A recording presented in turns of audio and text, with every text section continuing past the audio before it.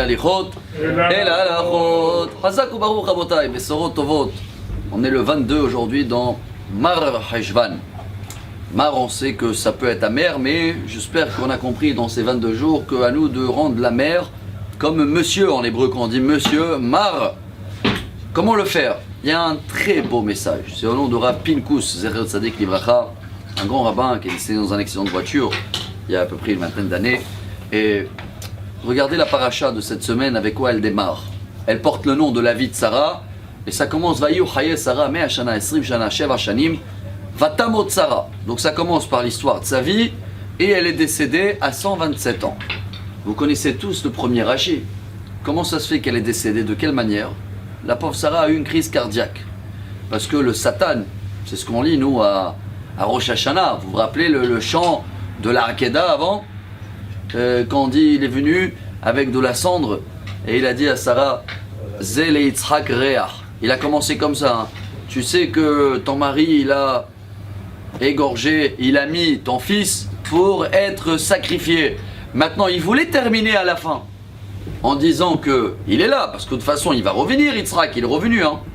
Mais Rabotai, le fait qu'il a commencé avec la mauvaise nouvelle, avec le chose triste, avant de terminer avec le bon côté, de commencer avec, crise cardiaque. Le Rav Pinkus, il nous amène un très grand message. Je trouve ça, voilà ce qui va nous rendre le amer comme monsieur. C'est que chaque fois qu'on doit annoncer quelque chose qui est compliqué, jamais on va commencer, imaginez-vous quelqu'un, il y a eu un accident de voiture mais tout va bien. Alors tu commences par tout va bien, malgré l'accident de voiture qu'il y a eu. Jamais avec le catastrophe avant. Vous allez me dire oui mais bon, pas tout le monde ils ont des crises cardiaques. Mais malheureusement, chers amis, on a un cœur cher et humain. Même si, Baruch Hashem, on arrive à tenir, et en ce moment, vous voyez que c'est pas évident avec toutes les nouvelles qu'il y a. Mais notre mission, c'est quoi? Chaque mauvaise nouvelle, c'est un clou.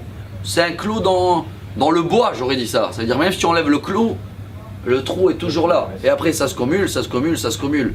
Donc, notre travail, Rabotai, est à l'envers maintenant. Si on a compris que malheureusement, quand on expose les nouvelles, on commence avec le mauvais au début, c'est pas bon, car ça peut faire un trou dans le cœur.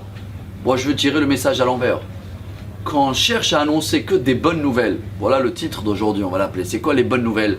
Il y a toujours des bonnes nouvelles. Je sais pas, qu'est-ce que je peux vous annoncer, hein? J'essaie d'inventer. Ah, l'euro, il est monté par rapport au shekel. Ça concerne tout le monde un petit peu? Oui, ah, c'est pas mal. Mais il y a des gens professionnels qui arrivent à trouver tout le temps des phrases qui vont rendre joyeux la personne en face. Ça commence par des compliments ou des bonnes nouvelles. Chaque fois qu'on le fait, c'est une mitzvah, Rabotai. Chez moi, Tova, Tedashen Atzem. Il dit le roi Salomon. Quand c'est une bonne nouvelle, la personne il devient bien, joyeux. Tu as gagné une mitzvah même ton prochain comme toi-même. Par contre, Motzi Diba Ksil, celui-là qui cherche que des. T'as entendu ce qui s'est passé, que des drames, que des machins. Ksil, je vais pas dire imbécile, même si c'est les mêmes lettres, mais c'est complètement l'inverse de quelqu'un qui est sage. Voilà Rabotai le message d'aujourd'hui. On est à la fin du mois amer, mais pas amer, Mar, monsieur, Mar Heshvan. Venez, on trouve toujours comment on peut remonter le moral des personnes autour et annoncer, si Dieu veut, j'espère toujours que des bonnes nouvelles.